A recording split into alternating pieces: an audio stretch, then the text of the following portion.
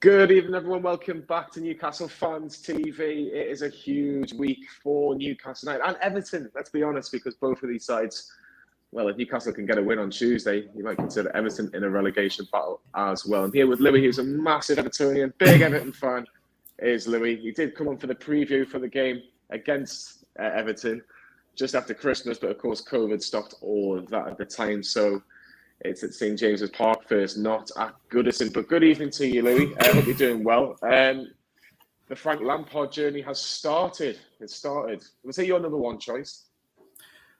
Buenas tardes de España, John. Desde España, John. So I was just showing off. Frank Lampard. He's not my. He's not someone that I had in mind at the start of the season, and he's not someone that I initially thought that's who I want in.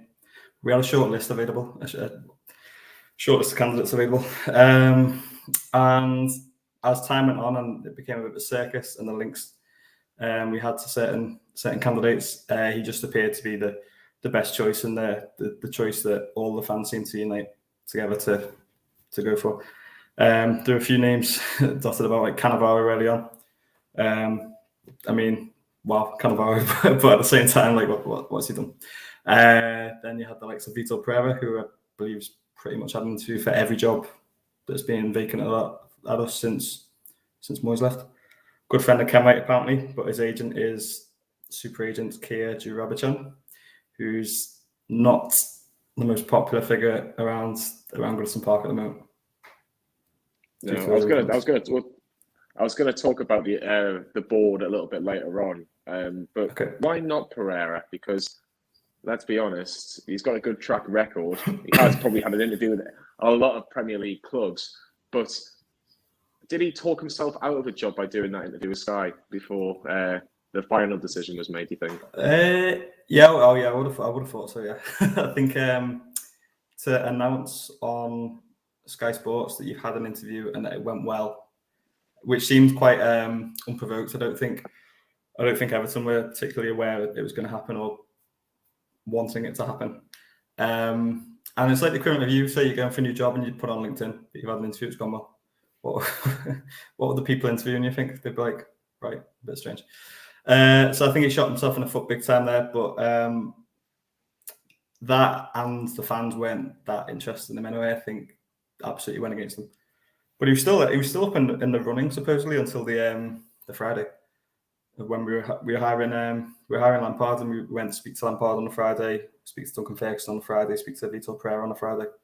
Before it was actually confirmed. So he was still in the running somehow, but I think you look back at moments and jumping on Sky Sports News to talk about your application, just has it ever happened before? And if it's happened, has it ever happened and had a positive effect? I wouldn't have thought so. No, I don't think it has, but I think the one thing is it was quite evident at Goodison Park. They don't want Pereira, they wanted Lampard. So the fans kind of spoke and they said, look, we'd rather, out of the options that you've been considering, it is going to be Frank Lampard. Now, obviously Lampard's been at Derby, been at Chelsea. Derby, he was a game away from getting them promoted back to the Premier League, and look where Derby currently are now. Chelsea, transfer embargo, got them into the top four, and then £200 million later and 6 months later, he was out of a job because he couldn't get a tune out of some Chelsea players. Does that worry you a little bit? No, I think any manager that spends so much on so many players in one window is getting sacked that season because there's no way to gel in time. They always go through a bit of a period of difficulty. I think the main reason as well was it was the likes of what's the name, Havertz and Werner weren't firing, and they were the big money ones. So the pressure was on there. I actually think it possibly weakened them a little bit because you don't know what your best team is at that point. And I think any manager, look at Dean Smith this season, same happened to him at Villa. Like, he's brought in a lot of players, they've not gelled in time. But you look back at that Chelsea spell, like, it was quite harsh because he was top in December, wasn't he, at one point? When he got the season, got sacked, like weeks before he got sacked. So, and so I think that was quite harsh. But it's the nature of the beast at Chelsea. It's the way they do things.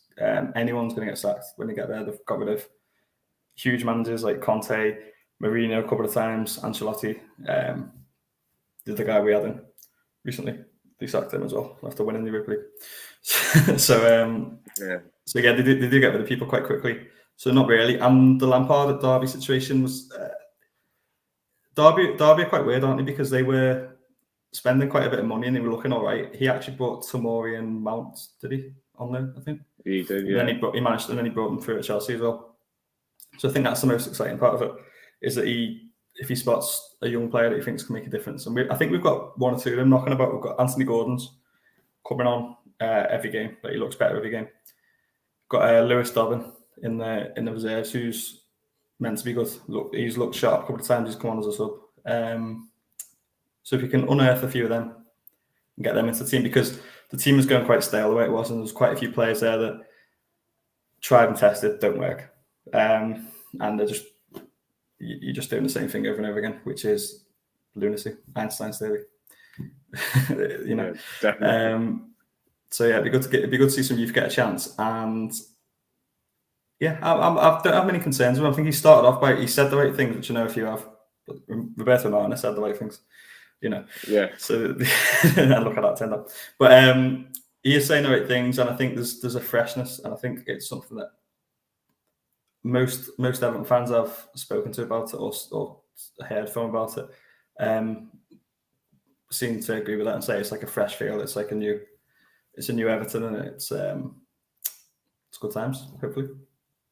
Hopefully, for an Everton point of view, I'm sure you want good times. But we'll keep your comments coming. We'll speak there. We'll try and get as many comments on as possible throughout this preview for Newcastle versus Everton. Will Bruno start? I really hope so, Chris. I really, really, really do hope so, because he seems to be a real coup for Newcastle United. I'll get Lewy's thoughts on that a little bit later on. But sticking with the Everton theme, it's been very, very interesting from the outset, really, because Benitez came in.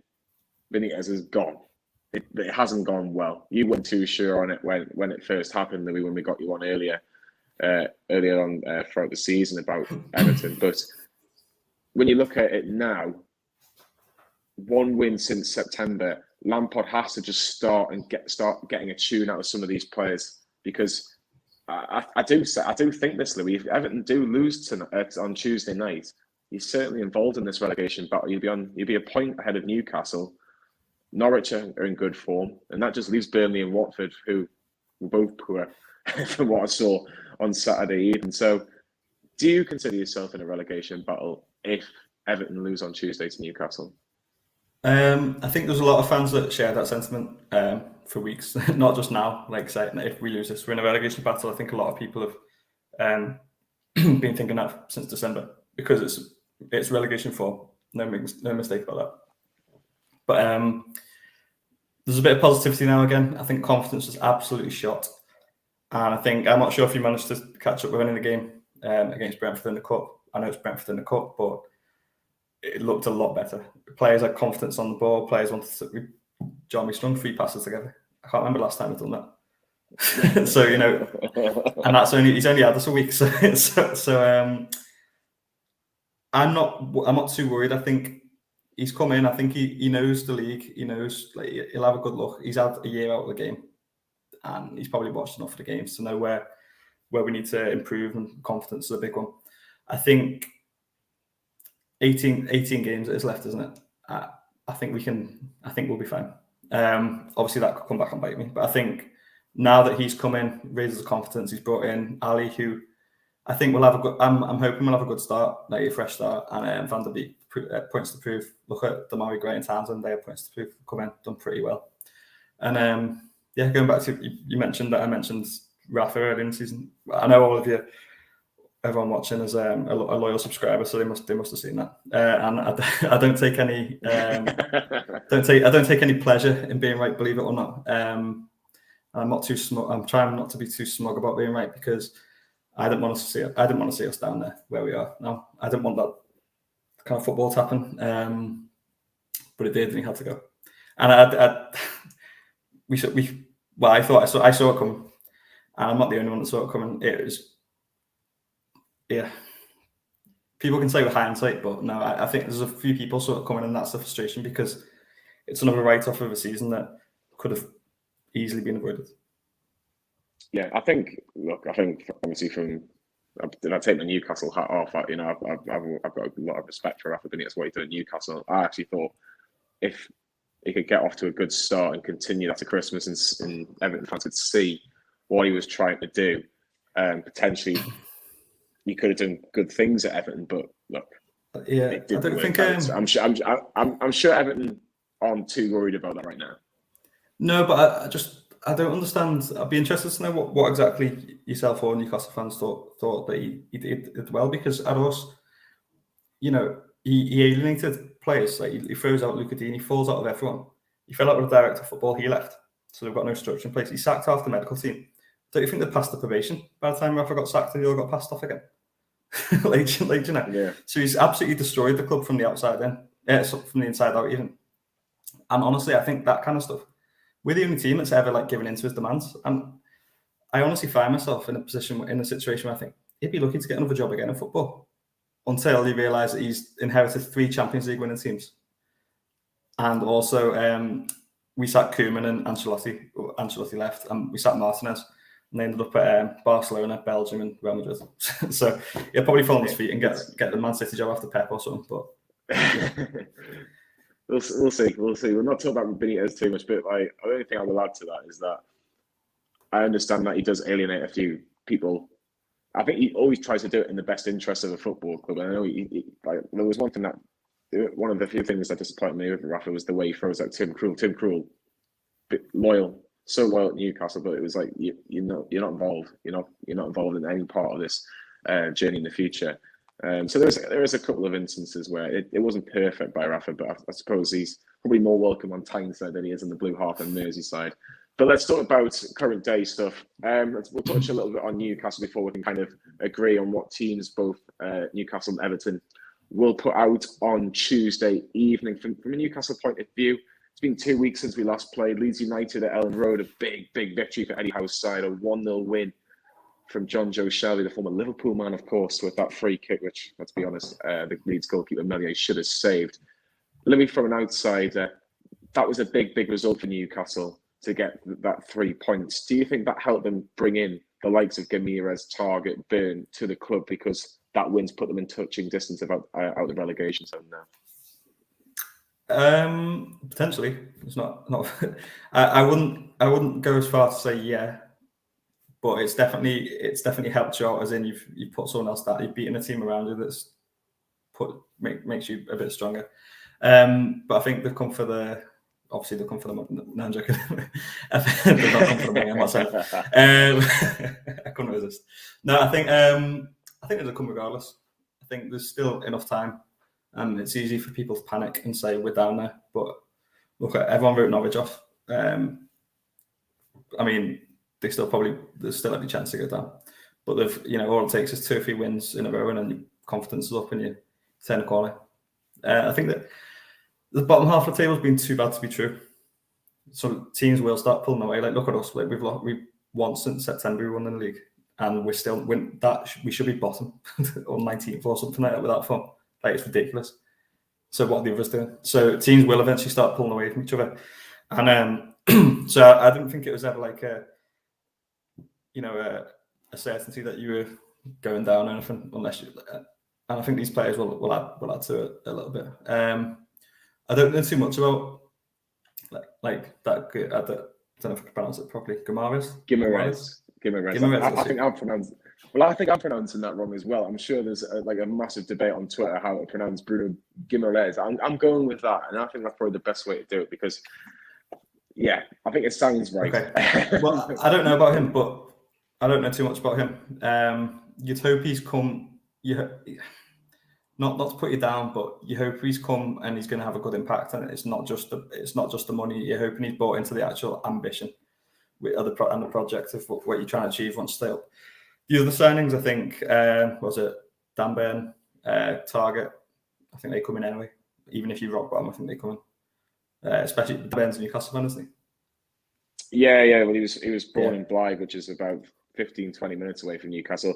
Do you think that's actually a sensible bit of business, Lewy? And please get your comments below. Put your team in. Does Dan Burn get into your Newcastle team? Does Matt Target get into your Newcastle team as well? Do you think that was actually sensible business. Not the most eye-catching, maybe, but sensible in the situation Newcastle find themselves in.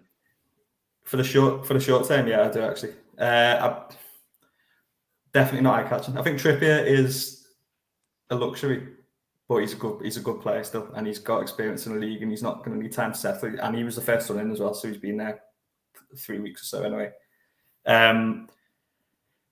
I think the likes of Chris Wood, yeah, because you've snatched them off arrival, and they've got another striker in to replace him who you don't know. He might take 2 or 3 months to get used to the league, and he might only come into form in April, but it might be too late then. And who else you bring in? Dan Burn. He's all right. He'll improve your defence, I think. And I think Target was a good one. I think he was actually smart on loan. There's no risk there, and I think he's not like too flamboyant going forward or anything like that. He's not gonna. I don't think he'll entertain too much. I mean, that might be proof. That might be a bit unfair on him, to be fair.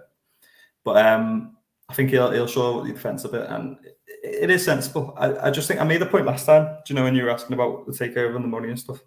And I said I mentioned financial fair play, and it was wrong because it's not actually financial fair play. It's profitability and loss and sustainability or something like that.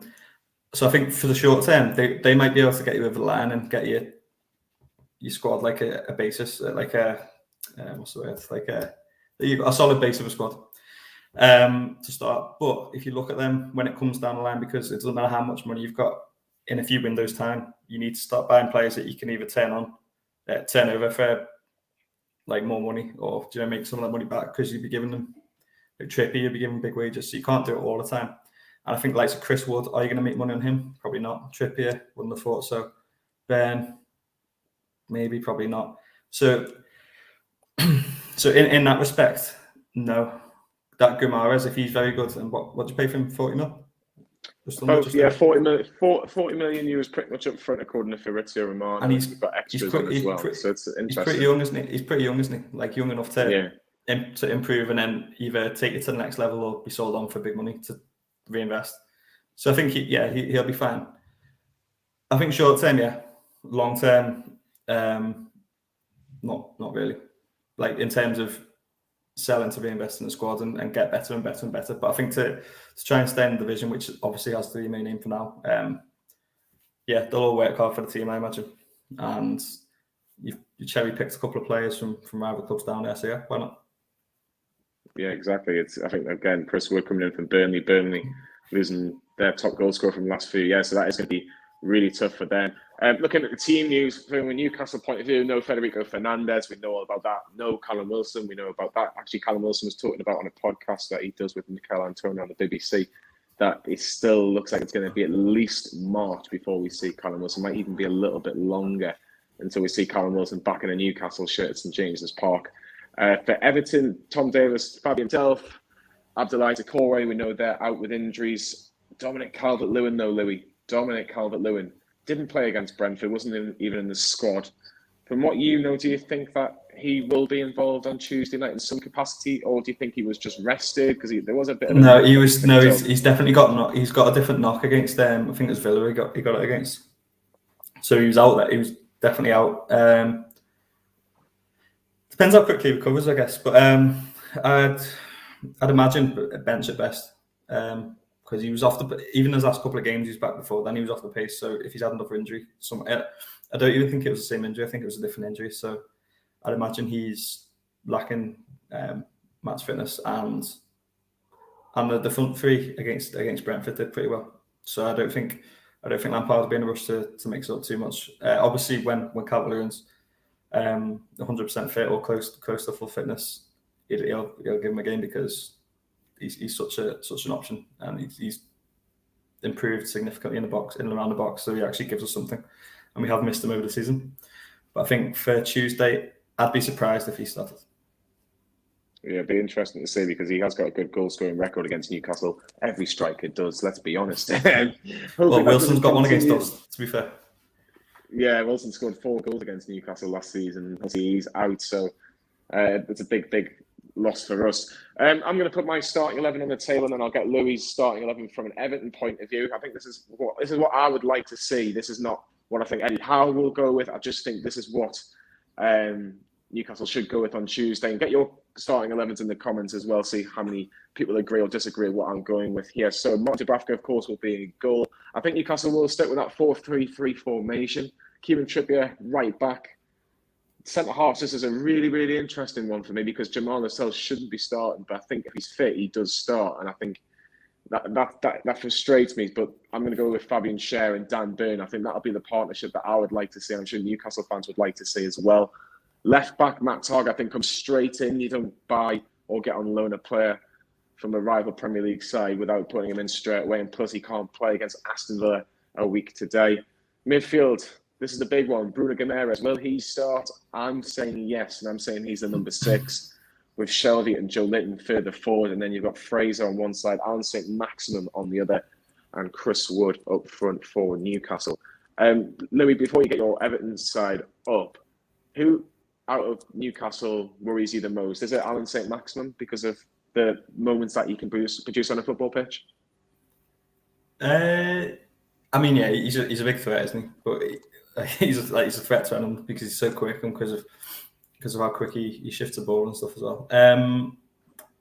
I'd say Jolinton is a difficult one because he seems to have been reinvented in a new position. I'm not entirely sure people know quite how to deal with him yet because they're not used to it. So maybe he'd be difficult making the runs in midfield. Right, let's have an Everton team. What do you think Frank Lampard will put out for his first game as Everton manager in the Premier League at St James's Park on Tuesday night? What would you like to see, and what do you think Lampard will go with? So it's really difficult actually because he played 3 at the back on Saturday, but we had Ali and Van der Beek cup tied. So I'd be interested. Do you change a winning? Do you think you'll start the pair of them? Do you think you'll start the pair of them? No, I don't think we'll start the pair of them. No. I think he'll ease one in because they've not played a lot of football, have they? So they'd be lacking a bit of match fitness, you'd imagine. Pickford starts. I think Godfrey's on the hamstring, so I think he'll be out. Yerry Mina will be in, and then it's a case of do you go back 4, back 3? If he goes, I really don't know what he's going to do. Let's see. All right.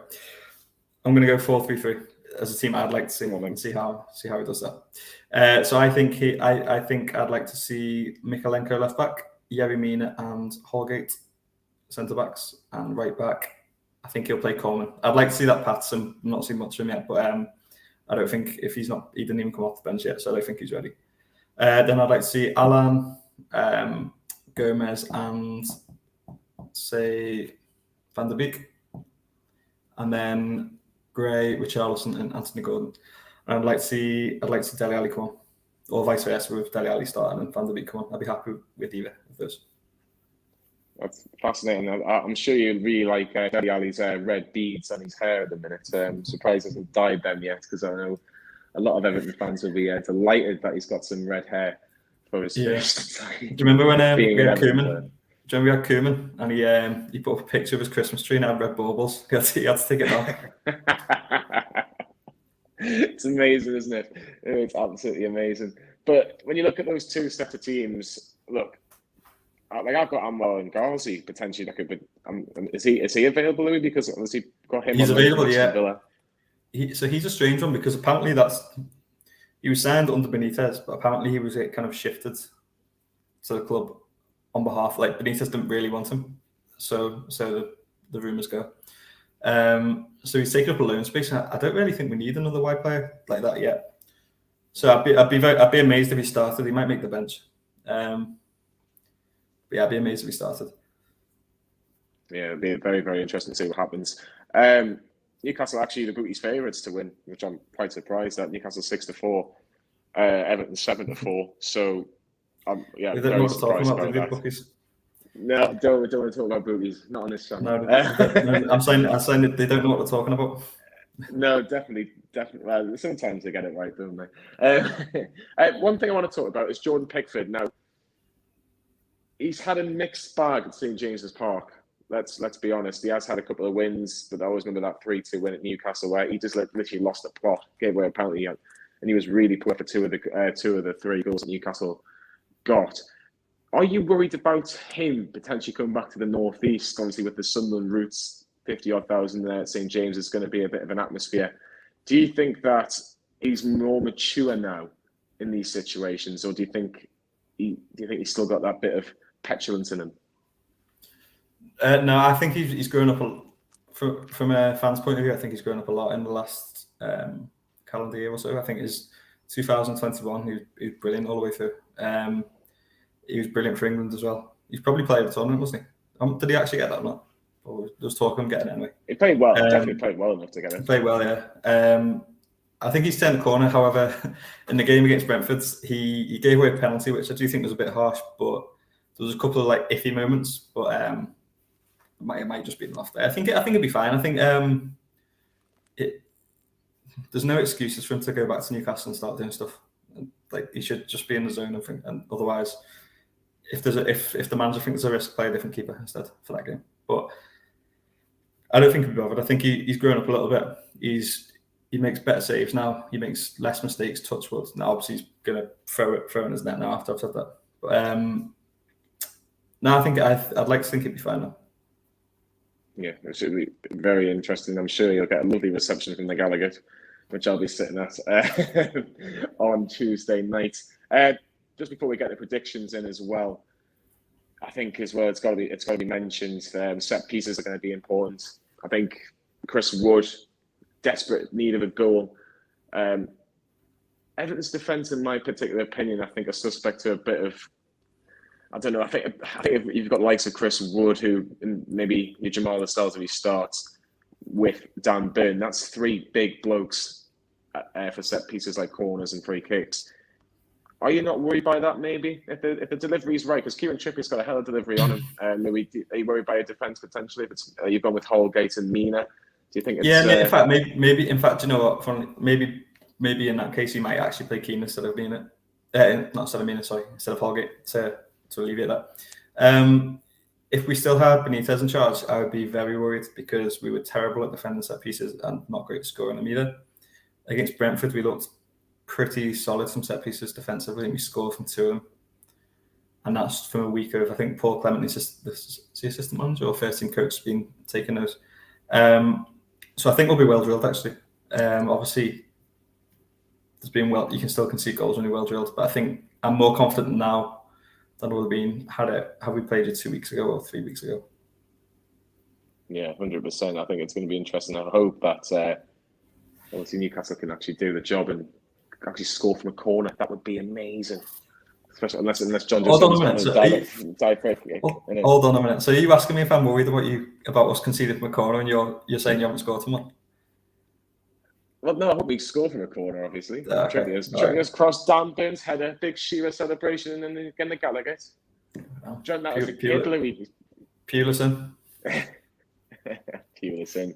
We'll see anyway. Louis, let's get your prediction for this match. Are Everton going to come away with 3 points? Yeah, I think we will. I'm going to say I think we win 3-1 because there's a new bounce to the place, and I think we'll be a tiny bit open.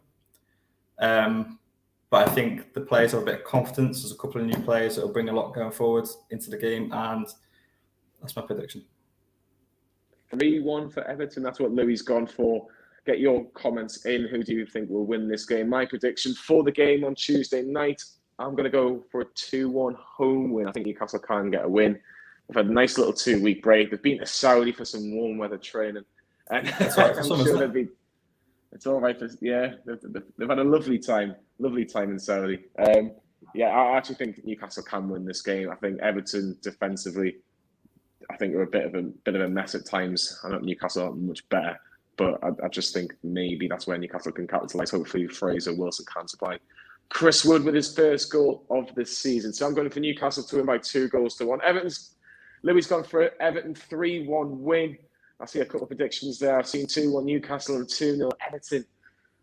Lascelles better not start, says one of our subscribers as well. So it's very interesting to see what happens.